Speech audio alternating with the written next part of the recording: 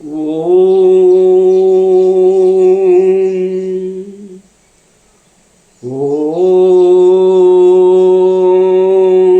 ಶ್ರೀ ಬಸವಲಿಂಗಾಯ ನಮಃ.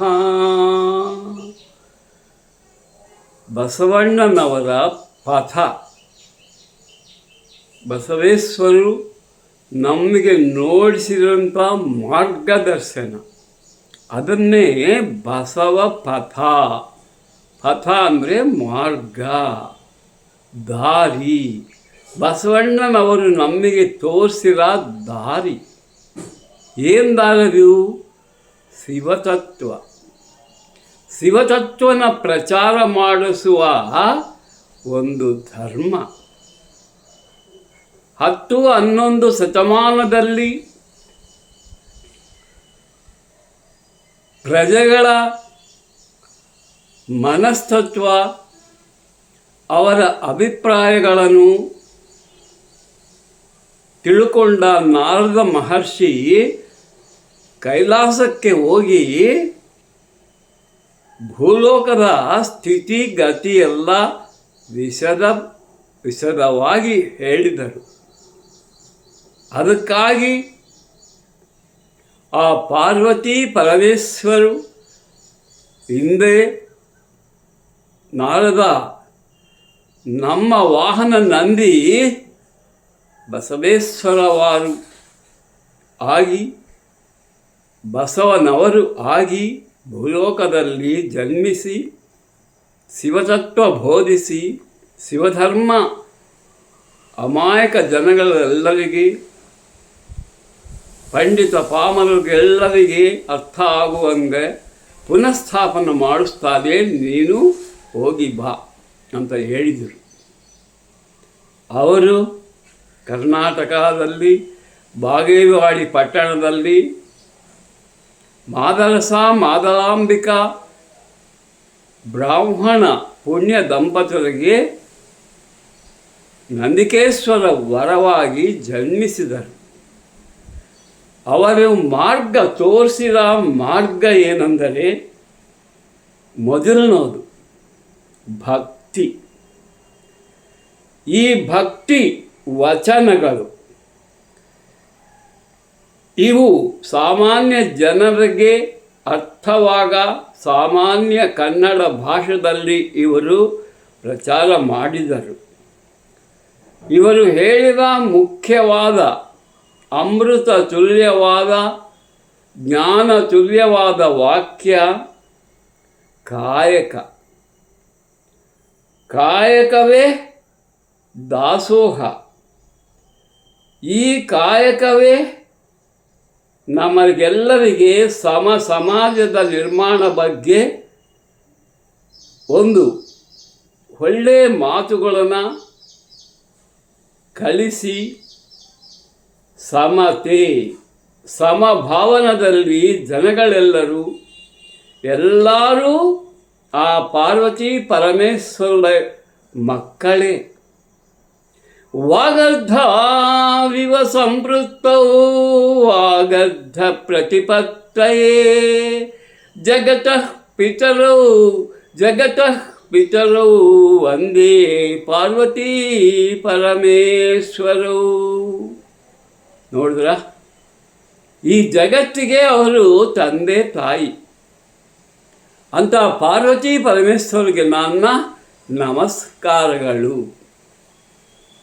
ಅಂದರೆ ಯಾವ ಜಗತ್ತಿಗೆ, ಯಾವ ಜನಕ್ಕೆ ತಂದೆ ತಾಯಿ ಆ ಉಮಾ ದೇವಿ ಮತ್ತು ಉಮಾಪತಿ, ಗಂಗಾಧರನು, ಶಂಕರನು, ಶಿವನು, ಇಂಥ ಮಾತುಗಳನ್ನು ವಚನ ರೂಪದಲ್ಲಿ ಗ್ರಂಥ ರೂಪದಲ್ಲಿ ಬೋಧಿಸಂಥ ಒಂದು ಸದ್ಗುರು ಬಸವಣ್ಣನವರು. ಈ ಬಸವಣ್ಣನ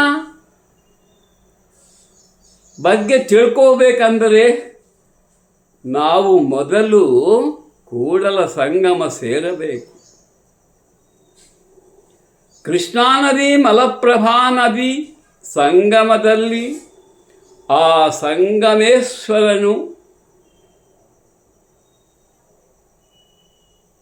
ವೆಲಸಿ ಅಲ್ಲಿ ಅವರು ಸ್ಥಿರವಾಗಿ ನಿಂತು ಕರ್ನಾಟಕ ಪ್ರಜೆಗಳಿಗೆ, ಯಾವತ್ ಭಾರತ ಪ್ರಜೆಗಳಿಗೆ, ಯಾವತ್ ವಿಶ್ವ ಜನಗಳಿಗೆ ವಿಶ್ವ ಭಾಂಡಾರಿಯಾಗಿ, ಜ್ಞಾನ ಭಾಂಡಾರಿಯಾಗಿ ಶಿವತತ್ವನ ಬೋಧಿಸಲು. ಶಿವತತ್ವ ಅಂದರೆ ಏನು? ಒಬ್ಬನೇ ದೇವರು, ಅವರೇ ಶಿವನು. ಒಂದೇ ಕುಲ, ಒಂದೇ ಮತ, ಒಂದೇ ಜಾತಿ. ಈ ಜನಗಳಲ್ಲಿ ಎಲ್ಲರೂ ಶಿವ ಪಾರ್ವತರ ಮಕ್ಕಳೇ ಅಲ್ಲ. ಮತ್ತು ಕುಲವೇನು, ಜಾತಿ ಏನು, ಮತವೇನು? ಒಂದೇ ಧರ್ಮ, ಶಿವಧರ್ಮ, ಒಂದೇ ತತ್ವ, ಶಿವತತ್ವ ಅಂತ ಪ್ರಬೋಧಿಸಿ ಅವರು ಅಸ್ಪೃಶ್ಯತೆ,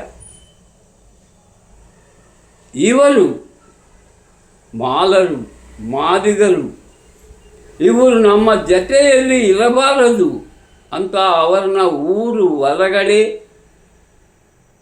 ಊರಿನಗೆ ಬರದಂಗೆ ನಿಯಮಗಳು ಇಟ್ಟು, ಅಗ್ರವರ್ಣದವರು ಕುಡಿಯುವ ನೀರು ಅವರು ಕುಡಿಯಬಾರದು, ಅಗ್ರವರ್ಣದವರು ನಿವಾಸಿಸುವ ಜಾಗದಲ್ಲಿ ಅವರು ಓಡಾಡಬಾರದು, ಅವರು ಮುಖ ಅಗ್ರವರ್ಣದವರು ನೋಡಬಾರದೆಂಬ ಒಂದು ವಿವಕ್ಷತೆ, ಕುಲ ವಿವಕ್ಷತೆ ಒಂದು ದುಷ್ಟ ಸಂಪ್ರದಾಯವಾಗಿ ಹಿಂದೂ ಧರ್ಮಕ್ಕೆ ಕೆಟ್ಟ ಹೆಸರು ತಂತು.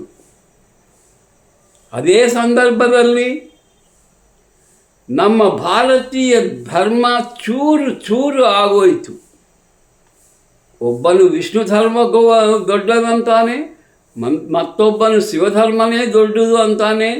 ಇಲ್ಲ, ಲಲಿತಾದೇವಿ ಧರ್ಮ ದೊಡ್ಡದು, ಗಣಪತಿ ಧರ್ಮ ದೊಡ್ಡದು, ಷಣ್ಮುಖ ಧರ್ಮ ದೊಡ್ಡದು, ದಕ್ಷಿಣಾಮೂರ್ತಿ ಧರ್ಮ ದೊಡ್ಡದು ಅಂತ ಇವರು ಚೂರು ಚೂರು ಮಾಡಿಬಿಟ್ಟರು. ನಮ್ಮ ಪ್ರಪಂಚದ ಅತ್ಯಂತ ಪ್ರಾಚೀನವಾದ ವೇದ ಧರ್ಮ ಎಲ್ಲ ಭ್ರಷ್ಟ ಮಾಡಿಬಿಟ್ರು. ಅದಕ್ಕಾಗಿ ಅಸ್ಪೃಶ್ಯತೆ ಮೇಲೆ ಬಸವಣ್ಣ ಸಾಮಾನ್ಯ ಜನಗಳಲ್ಲಿ, ಸಾಮಾನ್ಯ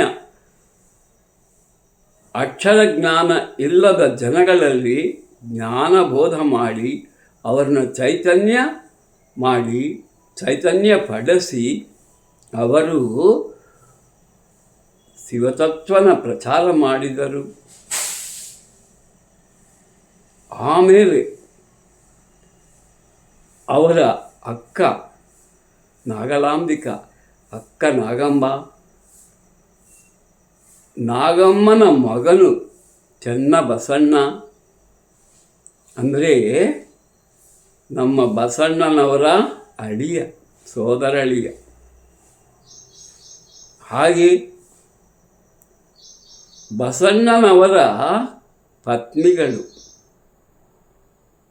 ಅವರು ಅವರಿಬ್ಬರು ಬಸಣ್ಣ ದಾರಿ ನೋಡಿಸ್ತು, ಬಸಣ್ಣ ಬಗ್ಗೆ ಪ್ರಚಾರ ಮಾಡಿತು. ಇಬ್ಬರು ಗಂಗಾಂಬಿಕೆ, ನೀಲಾಂಬಿಕೆ, ಇವರಿಬ್ಬರು ಬಸವಣ್ಣ ಪ್ರಚಾರದಲ್ಲಿ ಮುಖ್ಯ ಭಾಗವಹಿಸಿ ನಾಗಲಾಂಬಿಕೆ, ನೀಲಾಂಬಿಕೆ, ಗಂಗಾಂಬಿಕೆ ಇವರೆಲ್ಲ ಸೇರಿ ಬಿಜ್ಜಲ ಮಹಾರಾಜು ಆಸ್ಥಾನದಲ್ಲಿ ಅನುಭವ ಮಂಟಪದಲ್ಲಿ ಯಾವ ಧರ್ಮ, ಯಾವುದು ಸತ್ಯ, ಯಾವುದು ಅನ್ಯಾಯ, ಅಧರ್ಮ ಎಂಬ ಮಾತುಗಳನ್ನು ಪ್ರಚಾರ ಮಾಡಿದರು. ಈ ಕಾಲದಲ್ಲಿ ಪಾರ್ಲಿಮೆಂಟ್ ಭವನ ಹಾಗೆ ನಾವು ನಿರ್ಮಿಸಿದೀವೋ ಆ 12వ ಶತಮಾನದಲ್ಲಿ ಅವರು ಅನುಭವ ಮಂಟಪ ನಿರ್ಮಿಸಿ 700 ಜನ ಪಾರ್ಲಿಮೆಂಟೇರಿಯನ್ಸ್ನ ವಿವಿಧ ಜಾತಿಗಳಿಂದ ವಿವಿಧ ವರ್ಗಗಳಿಂದ ಸೇಕರಿಸಿ ಎಲ್ಲರನ್ನ ಒಂದು ಕಡೆ ಕೂಡಿಸಿ ಅಲ್ಲಮ ಪ್ರಭು ಸ್ಪೀಕರಾಗಿ, ಬಿಜ್ಜಲ ಮಹಾರಾಜು ಪ್ರಧಾನಮಂತ್ರಿಯಾಗಿ, ಬಸವಣ್ಣನವರು ಧರ್ಮ ಪಾಲನ, ನ್ಯಾಯ ಪಾಲನ, ಸತ್ಯಪಾಲನ ಮಾಡಿದಂಥ ಒಬ್ಬ ಕಾರಣ ಜನ್ಮರು, ಶಿವಸ್ವರೂಪರು. ಸಾಕ್ಷಾತ್ತು 12ನೇ ಶತಮಾನದಲ್ಲಿ ಪ್ರಪಂಚ ವಿಖ್ಯಾತಿ ಹೊಂದಿರುವಂಥ ಒಬ್ಬ ಮಹಾ ದಿವ್ಯ ಪುರುಷರು. ಮತ್ತೊಂದು ವಿಡಿಯೋದಲ್ಲಿ ಇನ್ನು ಕೆಲವು ಮಾತುಗಳು.